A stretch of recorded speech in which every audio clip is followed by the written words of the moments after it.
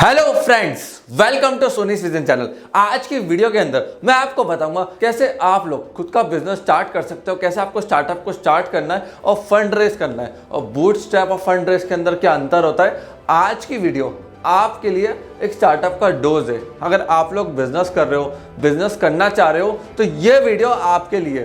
देखो, आज की वीडियो में हम 4 चीज़ों में बात करेंगे: bootstrap versus fund raising, how to bootstrap, how to raise funds, और एंड के अंदर लीगल रिक्वायरमेंट्स। तो आइए बात करते हैं कि आप स्टार्टअप को कैसे स्टार्ट कर सकते हो। देखो, जब आप कंपनी को स्टार्ट करते हो ना, तो इनिशियल डेज के अंदर आप ऐसा फ्रीलांसर स्टार्ट करते हो। फ्रीलांसर क्या होता है मैं आपको बताता हूँ। फ्रीलांसर वो आदमी होता है जो सब कुछ खुद करता है: sales, service, customer handling, accounts, taxation, हर चीज़ उसको देखनी पड़ती है बिजनेस के अंदर, क्योंकि वो एक फ्रीलांसर है। अब जैसे जैसे आपका स्टार्टअप ग्रो होता जाता है, टीम बिल्ड होती जाती है, आप फ्रीलांसर से बन जाते हो एंटरप्रेन्योर। अब यहाँ पे देखिए स्टेजेस आती है। आप पहले स्टार्टअप के अंदर सब कुछ करते हो, मॉडल्स बनाते हो, मॉडल को रेडी करते हो, आपको थोड़ा बहुत एक्सपीरियंस मिलता है और आप स्केल करना चालू करते हो। अब आपके पास 2 चॉइस है: या तो आप मॉडल बना के, प्रोसेस बना के, सिस्टम्स एंड प्रोसेस को सेट करके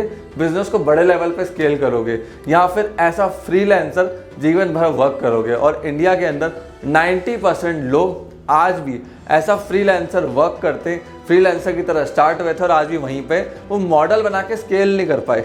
जो एंटरप्रेन्योर्स अपने बिजनेस को 100 करोड़, 500 करोड़ या 1000 करोड़ से ऊपर लेके जाते हैं ना, उनको प्रोसेस बनाना बहुत अच्छे से आता है। वो डेली के ऑपरेशन से खुद को अलग करते हैं। एग्जांपल देता हूँ, एक हैंड पंप पे आप जाते हो, वहाँ पे बाल्टी भरते हो। अब 90% इंडियन एंटरप्रेन्योर्स के साथ क्या है, ये बाल्टी भरने का काम, हैंड पंप चलाने का काम, सारा काम वो खुद ही करते हैं। अब उससे दिक्कत क्या है मैं आपको समझाता हूँ। आपने बाल्टी रखी, पानी कब तक आएगा? जब तक आप डंडे को ऊपर नीचे करते रहोगे। जिस समय आप डंडे को ऊपर नीचे नहीं करोगे, पानी की बाल्टी को उठाओगे, पानी आना बंद हो जाएगा। दूसरी बाल्टी रखी, वापस उसको मेहनत करनी है, पानी की बाल्टी भर के घर लेके जानी है, तो वहाँ पे आप स्केल नहीं कर सकते। दिन भर में 20 बाल्टियाँ, 30 बाल्टियाँ, उससे ज़्यादा कितना कर लोगे। और यही एंटरप्रेन्योर्स की बात आती है। वो लोग स्केल करते हैं, प्रोसेस बनाते हैं, पाइपलाइन बिछाते हैं कि कैसे पानी ऑटोमेटिक आएगा। एक बंदा बाल्टी उठाएगा, एक बंदा बाल्टी भरेगा, एक बंदा पंप करेगा। वो हर चीज़ का प्रोसेस एंड सिस्टम बनाते हैं, जिससे वो दूसरे इंपॉर्टेंट काम के ऊपर फोकस कर पाएँ। देखिए, अगर आप लोग स्टार्टअप को बिल्ड कर रहे हो, स्टार्टअप को ग्रो करना चाहते हो, तो आपको कुछ ऐसी स्किल्स है जो मस्ट है हर एक एंटरप्रेन्योर के लिए, और वो स्किल है सेल्स की। अगर आप लोगों को बेचना नहीं आता है, बेचने में सोचते हो कि यार मैं क्यों बेचूं, यार मेरे को बेचना पसंद नहीं है, सेल्समैन की जॉब है, सेल्समैन का काम है, यार मेरे को सेल्स नहीं आती, इंटरेक्शन नहीं आता, बहुत गलत सोच है। हर एंटरप्रेन्योर, चाहे वो कंपनी का CEO भी हो ना, वो भी बेच रहा है। वो CEO किसको बेच रहा है? वो इंडिया से, ग्लोबल से टॉप टैलेंट लाने के लिए अपने कंपनी के आइडिया को पिच कर रहा है। वो इन्वेस्टर से पैसा उठाने के लिए अपने कंपनी के आइडिया को पिच कर रहा है। तो हर आदमी दुनिया में सेल कर रहा है, चाहे कोई अपना प्रोडक्ट बेच रहा हो, कोई अपना आइडिया बेच रहा हो, कोई अपनी कंपनी के बारे में बड़ी बड़ी तारीफ कर रहा हो, जिससे वो अच्छा टैलेंट कंपनी के अंदर ला सके। तो आपको भी बेचना सीखना पड़ेगा। अब हम बात करेंगे बूटस्ट्रैप वर्सेस फंडेड स्टार्टअप के बारे में, कि कौन सा ऑप्शन बेस्ट होता है और दोनों में डिफरेंस क्या है। देखिए, बूटस्ट्रैप आप तब करते हो जब खुद का पैसा लगा के, खुद के प्रॉफिट्स लगा के कंपनी को ग्रो करते हो। एक्सटर्नल फंडिंग जैसे लोन, इन्वेस्टर पैसा, ये सब लेकर नहीं आते हो। फंडेड स्टार्टअप के अंदर आप इन्वेस्टर से पैसा उठाते हो, बाहर की फंडिंग लेकर आते हो। तो अब दोनों में डिफरेंस क्या है, दोनों में से बेस्ट ऑप्शन क्या है? देखिए, बूटस्ट्रैप स्टार्टअप के अंदर इनिशियल सेल कौन करता है? आपको सेल्स लानी पड़ेगी। अगर आप सेल्स नहीं लेकर आ रहे हो, सेल्स नहीं करना आती है, तो बूटस्ट्रैप नहीं कर सकते। सैलरी कैसे बांटोगे, एक्सपेंसेस कैसे बियर करोगे?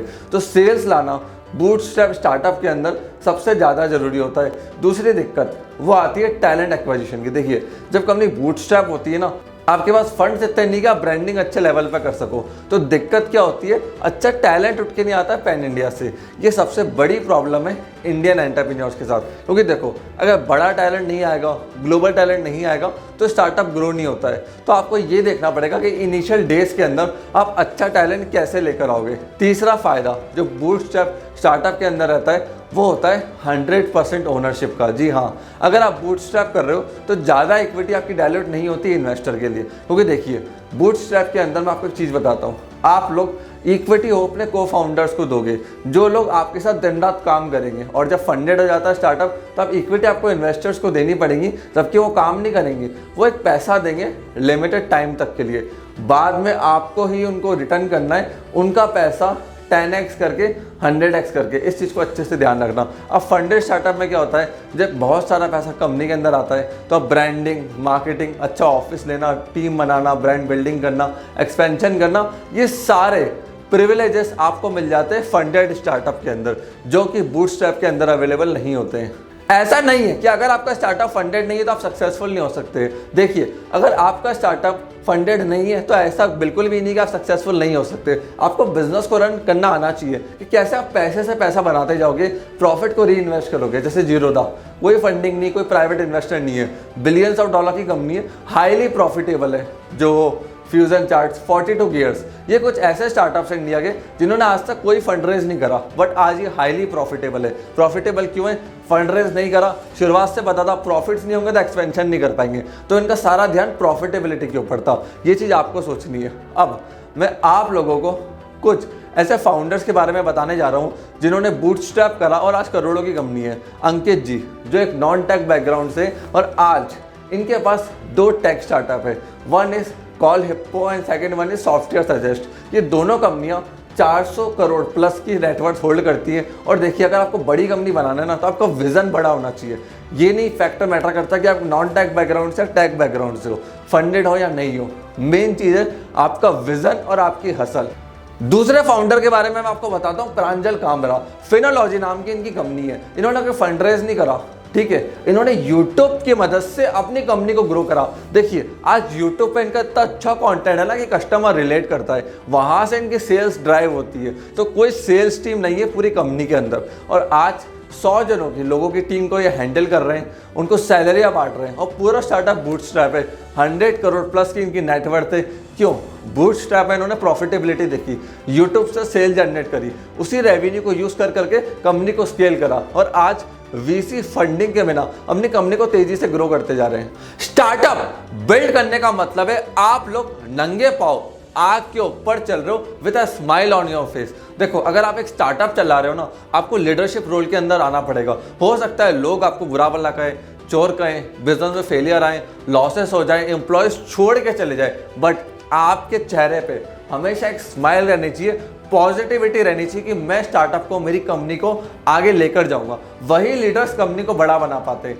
अब हम बात करते हैं फंडेड स्टार्टअप के बारे में। अगर आपको अपने बिजनेस के अंदर फंड रेज करना है तो वो ऐसी कौन सी चीजें जो इन्वेस्टर देखता है, क्या प्रोसेस होता है, सारी चीजें मैं आपको बताने वाला हूं। देखिए, सबसे पहली चीज फंड रेजिंग के अंदर इन्वेस्टर देखता है वो है टेक ड्रिवन बिजनेस। अगर आपका बिजनेस टेक्नोलॉजी की मदद से स्केल नहीं हो सकता, इन्वेस्टर पैसे नहीं डालेगा। दूसरी चीज इन्वेस्टर देखता है मार्केट साइज। भैया, मार्केट कितना बड़ा है?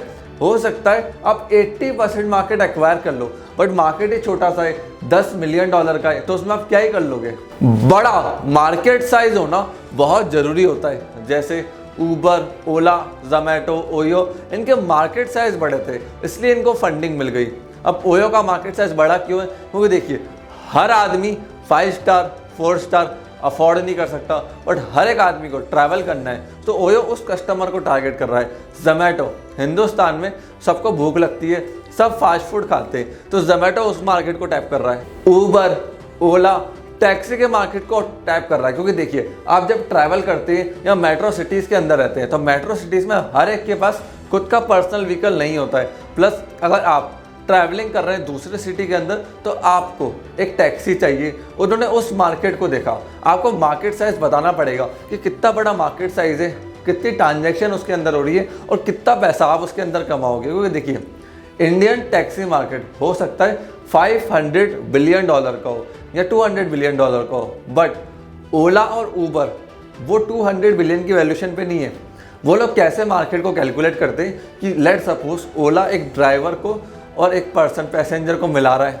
अब ओला का कट कितना होगा, ओला पैसा कितना कमाएगा, वो मार्केट शेयर देखा जाता है। तीसरी चीज जो देखी जाती है वो है स्ट्रॉन्ग टीम, कि स्टार्टअप के अंदर आपकी टीम कितनी स्ट्रॉन्ग है। अगर आपकी टीम स्ट्रॉन्ग नहीं है तो भी आपको फंडिंग नहीं मिलेगी। चौथी चीज ROI, return on investment, investor देखता है कि आप कितना रिटर्न इन्वेस्टर्स को लाके दोगे।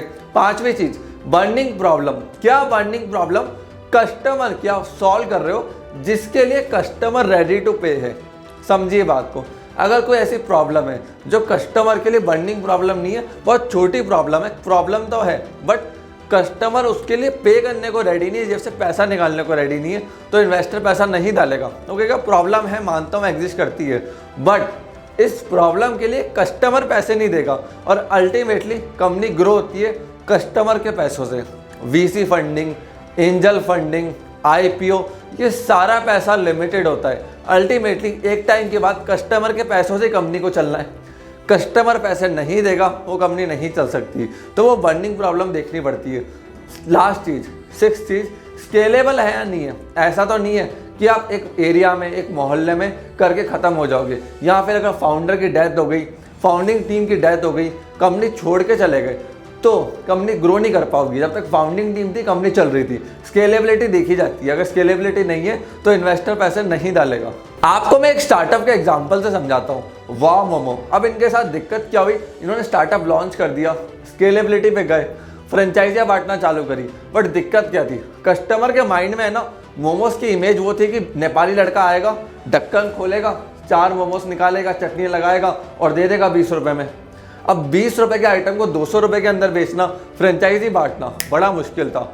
ये दिक्कत आई वाह मोमो को। उसके बाद उन्होंने मील लेकर आए, मील्स के ऑप्शन लाए, अलग तरह से ब्रांडिंग करी, मार्केटिंग करी, और वही 20 रुपये के मोमो को आज वो 150 से 200 रुपये के बीच में बेच रहे हैं। तो वो आपको देखना पड़ेगा कहीं आप गलत प्रोडक्ट लेके मार्केट में तो नहीं आ गए, क्योंकि देखिए अगर प्रोडक्ट गलत है, स्केल नहीं हो सकता, तो बाद में फंड रेजिंग में, स्केलेबिलिटी में, टीम बिल्डिंग में बहुत दिक्कत आती है।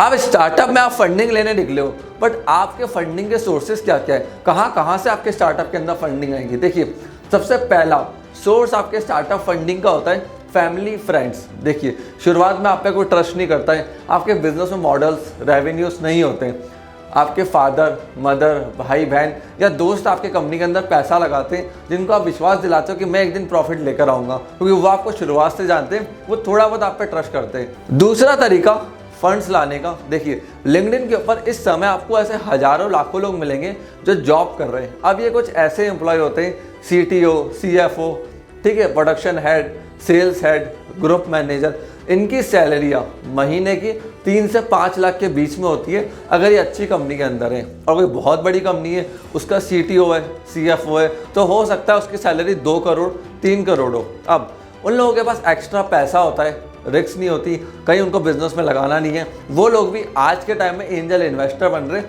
अपना पैसा छोटे छोटे स्टार्टअप्स में इन्वेस्ट कर रहे हैं, 10 लाख 15 लाख। मैंने काफ़ी ऐसे हाई नेटवर्थ इंडिविजुअल्स को देखा है जो जॉब कर रहे हैं बड़ी कंपनी के अंदर, करोड़ों की सैलरी उठा रहे हैं और अपना पैसा छोटा छोटा स्टार्टअप्स के अंदर डाल रहे हैं। तीसरा तरीका होता है क्राउड फंडिंग।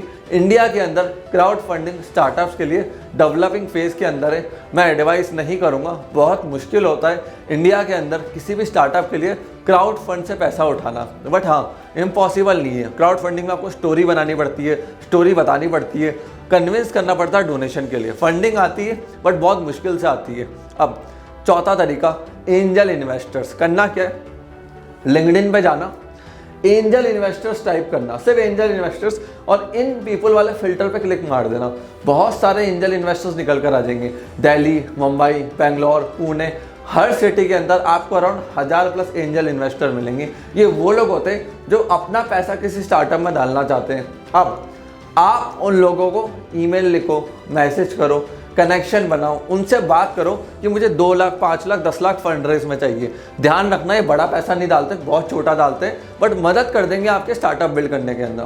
पांचवी चीज़ गवर्नमेंट स्कीम। स्टार्टअप इंडिया आ चुका है, स्टार्टअप इंडिया के अंदर बहुत सारी स्कीम्स है। अगर आपको गवर्नमेंट की स्कीम्स, MSME की स्कीम्स, स्टार्टअप की स्कीम्स के बारे में और जानना है, समझना है कि वहाँ से आप कैसे फंड रेज कर सकते हो, तो आप इस नंबर पर कॉल कर लीजिए, मेरी टीम आपको मदद कर देगी इन प्रोसेस के अंदर।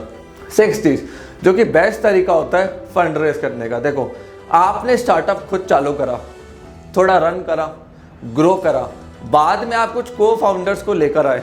अब आपने क्या करा, उन को फाउंडर्स को बोला कि मैं तेरे को 5% इक्विटी दे रहा हूँ, और साथ साथ ये बोल दिया कि देखो 10 लाख रुपए मेरी कंपनी के अंदर इन्वेस्ट करने। समझाता हूँ ये क्यों बेस्ट ऑप्शन है। देखिए, इन्वेस्टर काम नहीं करेगा आपकी कंपनी में, इन्वेस्टर पैसा डालने के बाद घर जाके सो जाएगा, आपको उसको पैसा बना के देना है। अब यहाँ पे को फाउंडर आया, 5% इक्विटी के लिए आपकी कंपनी के अंदर, और उसी ने अपना पैसा लगा दिया, तो उसका पूरा इंटरेस्ट लग गया आपकी कंपनी के अंदर। उसको पता है कंपनी सक्सेसफुल नहीं हुई, ग्रो नहीं हुई, मेरा पैसा डूब जाएगा। और देखिए, एक गोल्डन स्टेटमेंट है, जिसका लगता है धन उसी का लगता है मन। क्या? जिसका लगेगा धन उसी का लगेगा मन। तो इस चीज़ को समझ जाना, अगर आपके को फाउंडर का धन लगा होगा ना, तो उनका मन बहुत लगेगा आपके स्टार्टअप के अंदर कि नहीं, हमारा पैसा इन्वेस्टेड है, हमें पैसा निकालना ही निकालना है। तो ये ऐसे लोग हैं जिनको हमने इक्विटी भी दी है और ये आपके लिए काम भी कर रहे हैं और पैसा भी लेकर आए। तो ये बेस्ट ऑप्शन रहता है फंड रेजिंग के टाइम पे। देखिए, अगर आप लोग फंड रेज करने जा रहे हो ना, तो ये कुछ बेसिक स्किल्स है जो आपको आनी चाहिए। सबसे पहली स्किल वो है राइटिंग कोल्ड ईमेल्स। देखो, आपको बहुत सारे इन्वेस्टर्स को, हाई नेटवर्थ इंडिविजुअल्स को कोल्ड ईमेल लिखना आना चाहिए। कोल्ड ईमेल आज के टाइम में मोस्ट वैल्यूबल स्किल है। अगर आपको ये स्किल बहुत अच्छे से आती है तो आप अच्छे से किसी को भी ईमेल लिख के इन्फ्लुएंस कर सकते हो आपसे मीटिंग करने के लिए। दूसरी चीज़ जो फंड रेजिंग में बहुत इंपॉर्टेंट होती है, ब्रिंग क्लैरिटी। होता क्या है, बहुत सारे एंटरप्रेन्योर्स ये सोचते हैं कि हम 100 चीज़ें करेंगे। आपको 100 चीज़ें नहीं करनी है, आपको एक चीज़ ऐसी करनी है जो मार्केट में कोई नहीं कर रहा है। तो क्लैरिटी लानी पड़ेगी अपने बिजनेस के अंदर। तीसरी चीज़ पर्सनैलिटी, क्योंकि देखिए, इन्वेस्टर कभी भी आपके स्टार्टअप पे पैसा नहीं लगाएगा, वो हमेशा टीम पे पैसा लगाता है। टीम की पर्सनैलिटी देखता है, कॉन्फिडेंस देखता है, एटीट्यूड देखता है, स्किल्स देखता है। तो पर्सनैलिटी के ऊपर दबा के वर्क करो, जिम जाओ, बुक्स पढ़ो, कोर्सेज अटेंड करो जिनसे आप सीखो।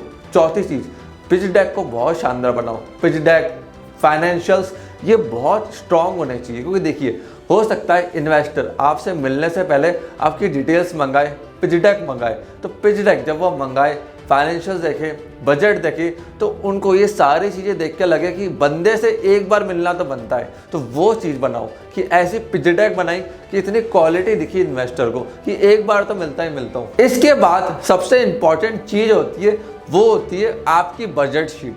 बजट शीट क्या होती है? देखिए, आपने पिच डेक बना लिया, फाइनेंशियल्स बना लिया, बट बजट शीट बनेगी कि भाई पैसा लेना कितना है, पैसों का यूज़ कैसे करा जाएगा। ऐसा तो नहीं है 100 करोड़ आप मांग रहे हो बट ज़रूरत आपको 10 करोड़ की है, तो फाइनेंशियल्स पूरे रेडी करे जाते हैं। उसके अंदर स्टेप बाय स्टेप दिखाया जाता है यूज़ ऑफ फंड, क्योंकि 100 करोड़ अगर आपको चाहिए तो आप एक महीने में तो यूज़ नहीं करोगे, ना कि एक साल में। वो हो सकता है आप 3 साल 5 साल के लिए मांग रहे हो। एक्सेल शीट के अंदर पूरी कैलकुलेशन दिखाई जाती है फाइनेंशियल्स एंड बजट्स की, कि कितना रेज करना है, कैसे करना है, कितने मंथ में कितना पैसा उठाना है। एग्जाम्पल देता हूँ छोटा सा, आप एक डिजिटल मार्केटिंग कंपनी बना रहे हो, एक प्लेटफॉर्म बना रहे हो। अब लेट सपोज आपको एक वीडियो एडिटर चाहिए कंपनी के अंदर, फंड रेजिंग से आप हायर करोगे, उसकी सैलरी लिख दो कि ये वीडियो एडिटर है, 30,000 रुपये पर मंथ इस वीडियो एडिटर की सैलरी होगी। 30,000 रुपये पर मंथ अंकवा है तो साल की कितनी हो गई?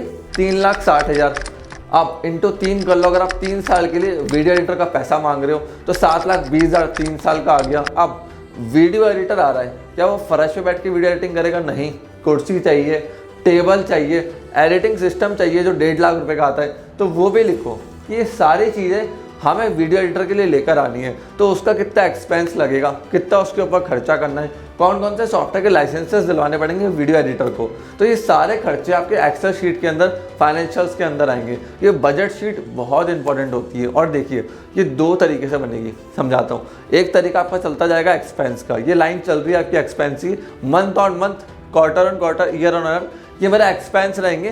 कैश आउटफ्लो चला गया, ठीक है। ये कैश इनफ्लो, इन्वेस्टर बोलेगा भैया फंड रेज कर रहे हो, बिजनेस के लिए कर रहे हो ना, मतलब आप पैसा कमाओगे भी तो सही। अगर आप 5 साल का फंड रेज कर रहे हो 100 करोड़ और 5 साल में कह रहे हो मेरे को रेवेन्यू आएगा 80 करोड़ का, मतलब 20 करोड़ ही तो आपको चाहिए, वो 20 का अमाउंट मैं डाल देता हूँ। और यही रियलिटी के अंदर होता है। इन्वेस्टर पूरे 100 करोड़ नहीं डालते जो आपकी आँख सोचती है, वो 20 का अमाउंट डालते हैं कि आप क्या रेवेन्यू करोगे और कितना आप एक्सपेंस करोगे।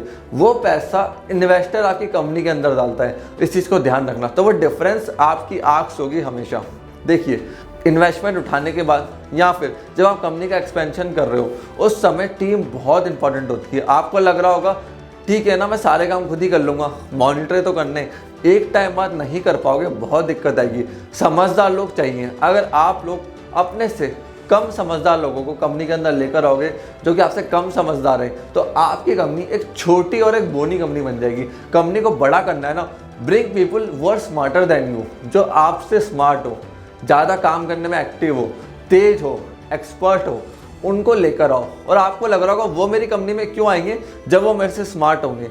देखिए, अगर कोई आपसे ज़्यादा स्मार्ट है ना, वो भले कितना होशियार हो, हार्ड वर्किंग हो, बट एंटरप्रेन्योर बनने के लिए, बिजनेस खड़ा करने के लिए ना एक विजन चाहिए होता है, लॉस बियर करने की शक्ति चाहिए होती है, और कैसे आपको बिजनेस को ड्राइव करना है डिफिकल्ट टाइम्स के अंदर, ये चीज़ें होनी चाहिए एक एंटरप्रेन्योर के अंदर। और आपको अगर स्मार्ट लोग लेकर आने तो ईसॉप पूल बनाना पड़ेगा। जनरली हर कंपनी 7% से लेके 15% के बीच में ईसॉप पूल बनाती है। ये क्या होता है, आप इक्विटी शेयर्स का एक बकेट बनाते हो, आपको पता है मुझे 100 टैलेंटेड लोग चाहिए, तो उस बकेट में से छोटे छोटी चीज़ें आप उन टैलेंटेड लोगों को देते जाते हो। इक्विटी हम उसको बोलते हैं, बहुत छोटी इक्विटी होती है। और आगे जाके जब कंपनी बड़ी होती है तो कंपनी वापस बाय कर लेती है अपनी इक्विटी को जो उन्होंने उन टैलेंटेड लोगों को दी थी। क्योंकि देखिए, बड़ी कंपनियां एक साल में नहीं बनती है, 5 से 10 साल का समय लगता है, तो उतना रिटेंशन आपको करना पड़ेगा टैलेंटेड मैन पावर का। Your startup idea is completely useless without great execution. अगर आप स्टार्टअप में एग्जीक्यूशन नहीं कर पा रहे हो ना, बुरा मत मानिएगा, कहीं नहीं जा पाओगे। ओयो, ओला क्या यूनिक करा, ज़्यादा यूनिक काम नहीं करा, एग्जीक्यूट करा, ऐप बना के, वेबसाइट बना के, फंड्स उठा के। तो एग्जीक्यूशन जरूरी होता है, और इसी एग्जीक्यूशन के लिए टैलेंटेड टीम का होना बहुत ज़्यादा जरूरी है। और आपको है ना मार्केट के अंदर ग्रो करना है तो फास्ट मूवर बनो। देखो, फर्स्ट मूवर ठीक बात है कि आप फर्स्ट मूवर हो, बट अगर आप फर्स्ट मूवर के साथ फास्ट मूवर नहीं हुए तो मार्केट आपको एग्जिट दे देगा बहुत जल्दी। कोडैक, नोकिया, ब्लैकबेरी, याहू, ये सारी कंपनियां फर्स्ट मूवर थी, बट आज कहाँ पर है। याहू को गूगल ने कंप्लीटली खत्म कर दिया। क्यों? आज गूगल के जो सर्च एल्गोरिदम है, इंजन से, वो याहू मैच ही नहीं कर पाया। हर बंदा गूगल के ऊपर सर्च करता है, और आप भी जो ये वीडियो है ना यूट्यूब के ऊपर देख रहे हो, ये भी गूगल का है। गूगल फास्ट मूवर था, तेज एग्जीक्यूशन करता था, प्रॉब्लम के सॉल्यूशंस ढूंढता था, इसलिए आज गूगल पूरी दुनिया में फैल गया। और वही याहू जो कि फर्स्ट मूवर था, खत्म हो गया। आपको ये सोचना पड़ेगा कि एग्जीक्यूट कैसे करूंगा। आइडियाज तो बहुत सारे आते हैं, करना बहुत कुछ होता है, बट एग्जीक्यूट नहीं हो पाता। देखिए, अगर आप एक टेक स्टार्टअप बना रहे हो ना, जैसे पेटीएम, भारत पे, शादी.com, ये सारे डिजिटल प्रोडक्ट्स बेच रहे हैं, फिजिकली इनका कुछ भी नहीं है, सब कुछ टेक बेस्ड है, तो वहां पे आपको लाना पड़ेगा टेक फाउंडर, सीटीओ, जिसको टेक्नोलॉजी बहुत अच्छे से बिल्ड करना आती हो, प्लस आपको इक्विटी ज़्यादा देनी पड़ेगी टेक को, फाउंडर को। क्योंकि देखिए, बिना टेक के आपकी कंपनी ड्राइव नहीं हो सकती है, बट जहाँ पे टेक सिर्फ आपकी कंपनी का पार्ट है, तो वहाँ पे आपको ज़्यादा ईसॉप्स नहीं देने पड़ते, ज़्यादा इक्विटी नहीं देनी पड़ती, कम इक्विटी में आपका काम हो जाता है। तो ये चीज़ भी आपको देखनी पड़ेगी कि क्या आपका स्टार्टअप कंप्लीटली टैग बेस्ड है, या फिर बिना टैग के काम हो सकता है, या हम उस टैग को आउटसोर्स कर सकते हैं। तो इस चीज़ को भी अंडरस्टैंड आपको करना पड़ेगा। Don't step back in investing your money, investors will invest when you invest your time and money. देखिए, आप कभी भी अपना पैसा लगाने से पीछे मत हटो। शुरुआत में 2-3 साल आपका पैसा लगेगा, आपको ग्रोथ प्रॉफिट दिखाना पड़ेगा। इन्वेस्टर का पैसा होता है स्केलेबिलिटी के लिए, ना कि प्रॉफिटेबिलिटी लाने के लिए। कि शुरुआत में हम लॉसेस में चल रहे थे, सैलरी बांटने के पैसे नहीं थे, इन्वेस्टर के पैसे से आप सैलरी बांट रहे हो पीछे वाली। इन्वेस्टर उसके लिए इन्वेस्ट नहीं करेगा, खुद का पैसा लगाओ। इन्वेस्टर को तो लगे कि भैया से खुद का पैसा लगाया है, और रिटर्न दिखाना पड़ेगा। विदाउट रिटर्न कोई इन्वेस्टर नहीं आएगा। इन्वेस्टर सिर्फ रिटर्न के लिए बैठा है आपके स्टार्टअप के अंदर, उसको आपके प्रोडक्ट से मतलब नहीं है, कस्टमर से मतलब नहीं है। प्रोडक्ट अच्छा लगता, कस्टमर अच्छा लगता तो वो खुद करता, उसको रिटर्न चाहिए। भारत पे ने अपने एंजल इन्वेस्टर्स को 80x का रिटर्न दिया, मतलब 1 साल के अंदर जिसने 1 करोड़ डाला उसको 80 करोड़ से एग्जिट दिया। तो आपको एग्जिट देना आना चाहिए अपने इन्वेस्टर को अच्छे अमाउंट के ऊपर। एग्जिट दोगे तो इन्वेस्टर्स आएंगे। और एक चीज़ का ध्यान रखना, इन्वेस्टर का पैसा लंबा नहीं चलता है, इस चीज़ को समझ जाओ। जोमैटो, पेटीएम, ये बड़े स्टार्टअप्स से क्यों डूबे, क्यों इनको दिक्कत आ रही है? रेवेन्यूज पे फोकस नहीं करा। रेवेन्यूज ब्लड होता है किसी भी बिजनेस का। क्योंकि देखिए, बिना ब्लड के ह्यूमन की बॉडी नहीं चल सकती, बिना रेवेन्यू के स्टार्टअप नहीं चल सकता। रेवेन्यूज का फिगर आउट करो कि आप रेवेन्यूज कहाँ से लेकर आओगे। इनिशियल डेज के अंदर सोचो, फ्रेंचाइजी से पैसा आएगा, कस्टमर क्यों पे करेगा, कस्टमर एडवांस पे क्यों करेगा, कस्टमर प्रीमियम पे क्यों करेगा। वापस कह रहा हूँ, कस्टमर एडवांस पे क्यों करेगा, कस्टमर प्रीमियम पे क्यों करेगा, और कस्टमर आपको क्यों पे करेगा, क्यों पैसा देगा कस्टमर से पैसा लेना सीख गए ना, इन्वेस्टर भी आएगा, वीसी भी आएगा, हर बड़ी फर्म आप में पैसा लगाना चाहिए। बट बहुत सारे लोगों को यही दिक्कत आती है कि वो पैसा रेज करने के पीछे लगे रहते हैं, ना कि रेवेन्यूज को फिगर आउट करते हैं। If you want to survive in the business world, try to figure out from where you will get revenues. Revenues बहुत ज़रूरी होते हैं स्टार्टअप के लिए। और देखिए, वैल्यूएशंस टेम्पररी होती है। पेटीएम का क्या हुआ, $16 बिलियन के ऊपर वैल्यूएशन थी, मार्केट में $6 बिलियन का भी नहीं रह गया। जोमैटो को देख लीजिए, कहीं ऐसा तो नहीं आपके स्टार्टअप के साथ भी ऐसा ही हो कि आप ग्रो करते जा रहे हो, वैल्यूएशंस पे चले जा रहे हो, और एक टाइम बाद जब रियलिटी सामने आए तब पूरी वैल्यूएशन फेड हो जाए। वैल्यूज पे वर्क करो, कंपनी के अंदर कल्चर बनाओ। स्टार्टअप में, कंपनी में कल्चर बहुत ज़रूरी है कि आपके एम्प्लॉयज़ क्या वैल्यू ड्राइव करते हैं, आप कस्टमर को क्या वैल्यू देते हो, क्योंकि उन्हीं वैल्यूज से कंपनी बड़ी होती है, ना कि वैल्यूएशन से। वैल्यू डेवलप करना प्रोडक्ट के अंदर, सर्विस के अंदर बहुत ज़रूरी है। क्योंकि देखिए, funding is not your success, customer money is your success. Customer के पैसे से ही आप जीतोगे, आगे बढ़ोगे, ग्रोथ आएगी, प्रॉफिटेबिलिटी आएगी, ना कि फंडिंग से। मार्केट के अंदर कई बार फंड रेजिंग कंसल्टेंट भी होते हैं जो कहेंगे कि देखिए हम फ्री में आपको मदद करते हैं। शुरुआत में होगा क्या, कई बार ये स्कैम भी होता है। ज़्यादा फ्री के चक्कर में मत पड़ना। क्या करेंगे, 2-3 बार पिच डेक आपकी बोलेंगे कि हमने इन्वेस्टर्स को भेजा, हमने बात करी, उनको इस चीज़ की कमी लगी। चिंता मत करिए, हमें आप पैसा दीजिए, हम आपकी डिज़ाइन करते हैं इन्वेस्टर के हिसाब से, या फिर इन्वेस्टर के सामने पिच रखवा देंगे। वो इन्वेस्टर्स इतने खास नहीं होते, इनके खुद के बंदे बिठाए हुए होते हैं। देखिए, काफ़ी सारे लोग इस इंडस्ट्री के अंदर सही काम भी कर रहे हैं, जो राइट आपको सलाह देंगे, गाइडेंस देंगे, पिच डेक बनाना, फाइनेंशियल्स बनाना, बजट्स बनाना, वैल्यूएशंस करना, इन सब में मदद करेंगे। बट काफ़ी सारे फ्रॉड होते हैं। सो प्लीज़, कोई भी आपको प्रॉमिस करे कि मैं आपको इन्वेस्टमेंट दिला दूंगा गारंटी से, उसके साथ डील मत करिए। क्योंकि देखिए, इन्वेस्टर ऐसा नहीं है कि किसी ने उसको कह दिया तो वो पैसा डाल देगा। वो खुद ऑडिट करवाते हैं, खुद चेक करते हैं, खुद उनके पास एक टीम होती है। इसलिए कभी भी किसी फंड रेस कंसल्टेंट को इसलिए पैसे मत देना कि वो आपको प्रॉमिस कर रहा है कि मैं आपको इन्वेस्टर से मिला दूंगा, फंड रेस करवा दूंगा, ये कर दूंगा, वो कर दूंगा। हाँ, जेन्युइनली किसी को नॉलेज है, एक्सपीरियंस है, वो आपको मदद कर रहा है, सपोर्ट कर रहा है, अपनी नॉलेज शेयर कर रहा है, उस चीज़ का वो आपसे पैसा लेगा, वो इथिकल है। अगर आप फंड रेस कर रहे हो ना, तो कुछ लीगल रिक्वायरमेंट्स भी होती है जिनका आपको ध्यान रखना है। देखो, फंड रेजिंग के टाइम पे हमेशा आपको प्राइवेट लिमिटेड बनानी है, ना कि एलएलपी या फिर पार्टनरशिप फर्म। प्राइवेट लिमिटेड के अंदर आप शेयर्स को अलॉट कर सकते हो, तो प्राइवेट लिमिटेड बनाना मस्ट होता है फंड रेजिंग के केस में। प्लस इन्वेस्टर देखिए तब पैसा नहीं डालेगा जब आपकी पार्टनरशिप फर्म हो या प्रोप्राइटरशिप बना के बैठे हो। पहले आपको प्राइवेट लिमिटेड बनानी पड़ेगी, कुछ टाइम तक उसको रन करना पड़ेगा, खुद का पैसा इन्वेस्ट करना पड़ेगा, मॉडल्स को तैयार करना पड़ेगा, फिर इन्वेस्टर अपना पैसा डालता है। दूसरी चीज़, ट्रेडमार्क्स बहुत ज़रूरी होते हैं। जिस ब्रांड नेम को यूज़ करके आप बिजनेस करोगे वो एक रजिस्टर्ड ट्रेडमार्क होना चाहिए, इन्वेस्टर देखता है। तीसरी चीज़, जीएसटी। अब जीएसटी के अंदर क्या है, अगर आपका टर्नओवर सर्विस इंडस्ट्री में 20 लाख से ऊपर नहीं है तो आपको जीएसटी नहीं लेना। प्रोडक्ट्स इंडस्ट्री में 40 लाख से ऊपर नहीं है तो आपको जीएसटी नहीं लेना, वहाँ पे आपको एक एग्जाम्पशन मिल जाती है। अब लीगल स्टेप्स एंड प्रोसेस बताता हूँ फंड रेजिंग के। सबसे पहले होती है टर्म शीट। टर्म शीट के ऊपर मैंने सोनीज विजन लीगल के ऊपर डिटेल वीडियो दी है, टर्म शीट होती क्या और कैसे साइन करवानी होती है। टर्म शीट का मतलब होता है रोका। टर्म शीट के अंदर होता क्या एक्चुअली में मैं आपको समझा देता हूँ थोड़ा शॉर्ट के अंदर। टर्म शीट इन्वेस्टर आपसे शुरुआत में साइन करता है, टर्म्स तय करता है कि किस अमाउंट पे इन्वेस्ट करूँगा, कितने में इक्विटी लूँगा। जैसी टर्म शीट साइन होती है ड्यू डिलिजेंस चालू हो जाता है। ड्यू डिलिजेंस के ऊपर मैंने डिटेल वीडियो बनाई है। इसके अंदर legal documents, financials, pitch deck, हर चीज़ चेक करी जाती है। कोई ऐसा तो नहीं है कि आपने कुछ चीज़ बोल दिया और उसको इन्वेस्टर ने मान लिया। वो आपकी टेक्नोलॉजी, फाइनेंशियल्स, वैल्यूएशंस, मार्केट, हर चीज़ चेक करवाता है। तीसरी चीज़, फाइनल एग्रीमेंट। अगर ड्यू डिलिजेंस में हरी झंडी इन्वेस्टर को मिलती है तो फाइनल एग्रीमेंट होता है। और देखिए ड्यू डिलिजेंस में हर चीज़ चेक होती है डिटेल के अंदर, कोई लॉ फर्म या एक्सपीरियंस सीए फर्म इसको करती है। चौथी चीज़ होती है फंड ट्रांसफ़र। जैसे एग्रीमेंट हो जाता है विद इन अ वीक और मंथ फंड आपके बैंक अकाउंट में ट्रांसफ़र हो जाता है। अब अगर आप $1 बिलियन कंपनी बनाना चाहते हो, ग्रो करना चाहते हो, वीडियो को पॉज करो, पेन पेपर में नोट डाउन कर लो। कुछ मैं आपको टिप्स देता हूं, अगर आपको $1 बिलियन कंपनी बनानी है ना, तो एक कुछ चीजें जिनका आपको ध्यान रखना पड़ेगा। सबसे पहली चीज, एक अच्छा कॉर्पोरेट लॉयर और चार्टर्ड अकाउंटेंट ढूंढ लो, सीए जिसको हम कहते हैं। देखो, अगर कोई आपने पुराना सीए पकड़ रखा है ना, जो आज भी आपको कैश का बिजनेस करना सिखा रहा है, अकाउंट्स, फाइनेंशियल्स, वैल्यूएशंस, कैसे पक्के का बिजनेस करा जाता है ये नहीं समझा रहा है, तो प्लीज़ उस सीए को छोड़ दीजिए। अगर आपको बड़ी कंपनी बनानी है ना, तो आपको एक ऐसा सीए चाहिए जिसको फाइनेंशियल्स बनाना, टैक्सेशन सेव करना, ये सारी चीज़ें आनी चाहिए।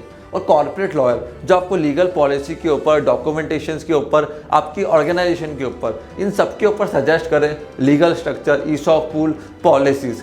ऐसे लॉयर और सीए को पकड़ो जिनको ये सारी चीज़ों की नॉलेज है, वहीं ये आपको गाइड कर पाएंगे। दूसरी चीज़, कंसल्टेंट्स को लेकर आओ, क्योंकि देखो आपको मेंटोर्स चाहिए या कंसल्टेंट चाहिए। अब मुकेश अंबानी जी, उनको जियो का बिजनेस करना था, तो वो खुद थोड़ा ना मार्केट के अंदर का रिसर्च करे, उन्होंने एक्सपर्ट कंसल्टेंट्स को हायर करा, मैकेंसी से, बड़ी बड़ी कंपनी, केपीएमजी से, वो लोग जो उनको गाइड कर सके। अब देखिए, आप केपीएमजी, मैकेंसी को हायर नहीं कर सकते हो, बट आप लोग एक ऐसी कंपनी के कंसल्टेंट को लेकर आ सकते हो जो आपसे ज़्यादा पैसा नहीं लेगा, या फिर आप किसी से मेंटोरशिप ले सकते हो उसको इक्विटी देके।